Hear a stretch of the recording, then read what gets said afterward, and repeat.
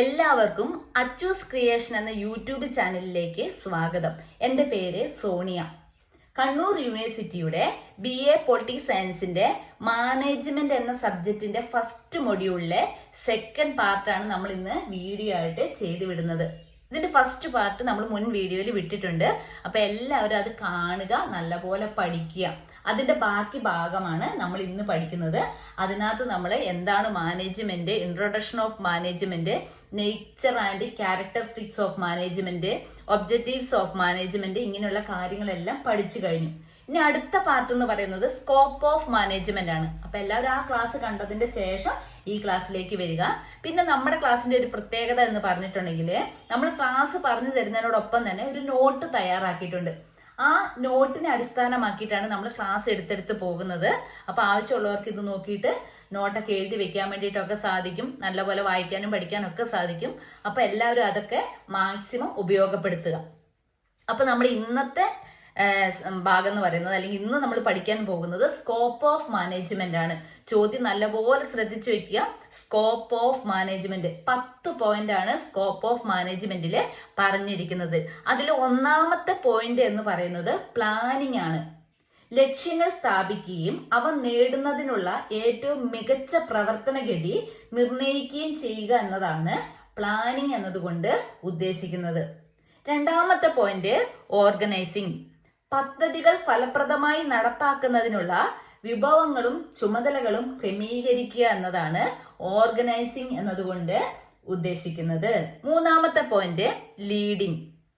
സംഘടനാ നേട്ടങ്ങൾ കൈവരിക്കുന്നതിന് ജീവനക്കാരെ പ്രചോദിപ്പിക്കുകയും നയിക്കുകയും ചെയ്യുക എന്നതാണ്. നാലാമത്തെ പോയിന്റ് കൺട്രോളിംഗ്. പ്രകടനം നിരീക്ഷിക്കുകയും ലക്ഷ്യങ്ങൾ കൈവരിക്കുന്നുവെന്ന് ഉറപ്പാക്കാൻ ക്രമീകരണങ്ങൾ നടത്തുകയും ചെയ്യുന്നു. ഇതാണ് കൺട്രോളിംഗ്. അഞ്ചാമത്തെ പോയിന്റ് ആയിട്ട് പറഞ്ഞിട്ടുള്ളത് കോഓർഡിനേഷൻ. വിവിധ വകുപ്പുകളും ടീമുകളും യോജിപ്പോടെ പ്രവർത്തിക്കുന്നുവെന്ന് ഉറപ്പാക്കുക എന്നതാണ് കോഓർഡിനേഷൻ എന്നതുകൊണ്ട് ഉദ്ദേശിക്കുന്നത്. ആറാമത്തെ പോയിന്റ് ഡിസിഷൻ മേക്കിംഗ്. സ്ഥാപനത്തെ ബാധിക്കുന്ന വിവരമുള്ള തെരഞ്ഞെടുപ്പുകൾ നടത്താൻ വിവരങ്ങൾ വിശകലനം ചെയ്യുന്നു എന്നതാണ്. ഏഴാമത്തെ പോയിന്റ് ഹ്യൂമൻ റിസോഴ്സ് മാനേജ്മെന്റ്. ജീവനക്കാരെ തിരഞ്ഞെടുക്കുകയും അവർക്ക് പരിശീലനം കൊടുക്കുകയും ചെയ്യുന്നു. എട്ടാമത്തെ പോയിന്റ് ഫിനാൻഷ്യൽ മാനേജ്മെന്റ്. ബഡ്ജറ്റിങ്ങും നിക്ഷേപവും ഉൾപ്പെടെയുള്ള സ്ഥാപനത്തിന്റെ സാമ്പത്തികം കൈകാര്യം ചെയ്യുന്നു എന്നതാണ് ഈ എട്ടാമത്തെ പോയിന്റിൽ പറഞ്ഞിരിക്കുന്നത്. ഒൻപതാമത്തെ point operation management. Production, service എന്നീ പ്രക്രിയകളുടെ മേൽനോട്ടം നിർവഹിക്കുന്നു. പത്താമത്തെ പോയിന്റ് സ്ട്രാറ്റജിക് മാനേജ്മെന്റ്.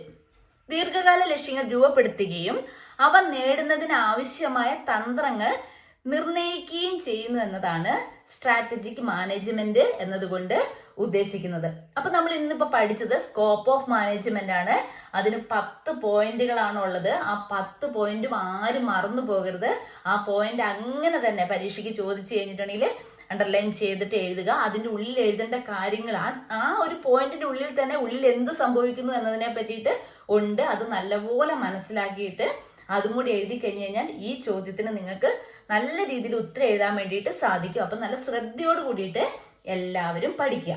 നമ്മൾ ഇന്ന് അടുത്ത ഒരു ഇതിലേക്ക് പോകാം. അതായത് ലെവൽ ഓഫ് മാനേജ്മെന്റ് ആണ് അടുത്തത്. മാനേജ്മെന്റ് തലങ്ങളിൽ സാധാരണയായി 3 പ്രധാന തലങ്ങളാണ് ഉള്ളത്. അതായത് 3 തലങ്ങളാണ് ഈ മാനേജ്മെന്റിന് ഉള്ളത് എന്നതാണ് ഇതിൽ പറയുന്നത്. ചോദ്യം മറന്നു പോകണ്ട. Level of management. ഒന്നാമത്തെന്ന് പറയുന്നത് ടോപ്പ് ലെവൽ മാനേജ്മെന്റ്.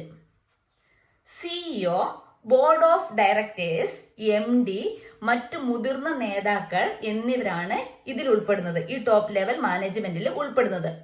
അവർ ഓർഗനൈസേഷന്റെ മൊത്തത്തിലുള്ള ദിശ നിശ്ചയിക്കുകയും തന്ത്രപരമായ തീരുമാനങ്ങൾ എടുക്കുകയും കമ്പനി അതിന്റെ ലക്ഷ്യങ്ങൾ നിറവേറ്റുന്നു എന്ന് ഉറപ്പാക്കുകയും ചെയ്യുന്നു. അതാണ് ടോപ്പ് ലെവൽ മാനേജ്മെന്റ്. വളരെ ശ്രദ്ധയോട് കൂടിയിട്ട് മനസ്സിലാക്കി തന്നെ അത് പഠിക്കുക. രണ്ടാമത്തെ ലെവൽ എന്ന് പറയുന്നത് മിഡിൽ ലെവൽ മാനേജ്മെന്റ്. ഡിപ്പാർട്ട്മെന്റ് മാനേജർമാരും റീജിയണൽ മാനേജർമാരും അടക്കമുള്ളവരാണ് ഈ വിഭാഗത്തിൽ പെടുന്നത്. അപ്പൊ ആരൊക്കെയാണ് ഈ ഒരു ലെവലില് അല്ലെങ്കിൽ ആരൊക്കെയാണ് ഇതിൽ ഉൾപ്പെടുന്നത് എന്നുള്ളതൊക്കെ നമ്മൾ കൃത്യമായിട്ട് പഠിച്ചു വെക്കുക തന്നെ വേണം. ഡിപ്പാർട്ട്മെന്റ് മാനേജർമാരും റീജിയണൽ മാനേജർമാരും അടക്കമുള്ളവരാണ് ഈ വിഭാഗത്തിൽ ഉൾപ്പെടുന്നത്. ഉയർന്ന മാനേജ്മെന്റ് നിശ്ചയിച്ചിട്ടുള്ള നയങ്ങൾ നടപ്പിലാക്കുകയും അവരുടെ വകുപ്പുകളുടെ ദൈനംദിന പ്രവർത്തനങ്ങൾക്ക് മേൽനോട്ടം വഹിക്കുകയും ചെയ്യുന്നു. മുകളിലും താഴെയുമുള്ള മാനേജ്മെന്റുകൾ അതിൽ ബന്ധിപ്പിക്കുന്നതും ഇവരാണ്. മുകളിലും താഴെയുള്ളവരുമായിട്ടൊക്കെ ബന്ധിപ്പിക്കുന്നതും ഇവരാണ് എന്നതാണ്. അടുത്തെന്ന് പറയുന്നത് lower level management. Lower level management supervisory level അല്ലെങ്കിൽ ഓപ്പറേറ്റീവ് ലെവൽ ഓഫ് മാനേജ്മെന്റ് എന്നറിയപ്പെടുന്നു. Supervisors, section officers, inspectors, account officers, sales officers തുടങ്ങിയവരൊക്കെ ഈ വിഭാഗത്തിൽ ഉൾപ്പെടുന്നു. ഇവർ ദൈനംദിന പ്രവർത്തനങ്ങളിൽ ശ്രദ്ധ കേന്ദ്രീകരിക്കുകയും ജോലി ഫലപ്രദമായി പൂർത്തീകരിക്കുകയും ചെയ്യുന്നു. അപ്പൊ ഓരോരുത്തർ ഏതൊക്കെ വിഭാഗത്തിലാണ് ഏതൊക്കെ ഇതിലാണ് പെടുന്നത് എന്നത് നമ്മൾ ഇതിൻ്റെ ഉള്ളിൽ പ്രത്യേകം മനസ്സിലാക്കി വെക്കണം. അവരുടെ ഉത്തരവാദിത്തം എന്താന്നുള്ളത് നമ്മൾ ഈ ലെവൽ ഓഫ് മാനേജ്മെന്റ് എന്നതിൽ കൃത്യമായിട്ട് മനസ്സിലാക്കി വെക്കണം. പരീക്ഷയ്ക്ക് ചോദിക്കാനൊക്കെ ചാൻസ് ഉണ്ട്. അപ്പോൾ ചോദ്യത്തെ നല്ലപോലെ ശ്രദ്ധിച്ചു വെക്കുക. 3 ലെവലാണ് ഉള്ളതെന്നുള്ളതും നമ്മൾ മനസ്സിലാക്കി വെക്കുക. അതിനുള്ള ആരൊക്കെ ഉൾപ്പെടുന്നു എന്നുള്ള കാര്യം മനസ്സിലാക്കി വെക്കുക. അവരുടെ ഉത്തരവാദിത്തം എന്താണെന്നുള്ളതും നമുക്ക് മനസ്സിലാക്കി വെക്കുക. അപ്പൊ ഇന്നത്തെ ക്ലാസ് നമുക്ക് ഇതിൽ ഇത്രയേ ഉള്ളൂ. അടുത്ത് നമുക്ക് സെക്കൻഡ് മൊഡ്യൂൾ ആണ്. അപ്പൊ നമുക്ക് എന്തൊക്കെ കാര്യങ്ങളാണ് നമ്മൾ ഇതുവരെ പഠിച്ചത് എന്നൊന്ന് നോക്കി നോക്കാം. അതായത് ഇന്ന് നമ്മൾ പഠിച്ചത് സ്കോപ്പ് ഓഫ് മാനേജ്മെന്റും ലെവൽ ഓഫ് മാനേജ്മെന്റും ആണ്.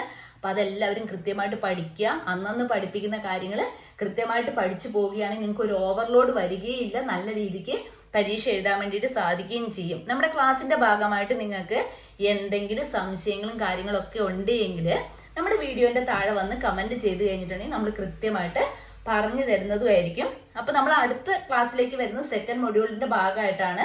അതിനു മുമ്പേ തന്നെ എല്ലാ കാര്യങ്ങളും, അതായത് ഈ ഒരു മൊഡ്യൂളിന്റെ ഉള്ളിൽ എന്തെല്ലാം കാര്യങ്ങളാണ് നമ്മൾ പഠിച്ചത്, അതിൽ എന്തൊക്കെ കാര്യങ്ങളാണ് ഉദ്ദേശിക്കുന്നത് എന്നതും നിങ്ങൾക്ക് ഒരു ക്ലാസ് ആയിട്ട് പറഞ്ഞു തരുന്നുണ്ട്.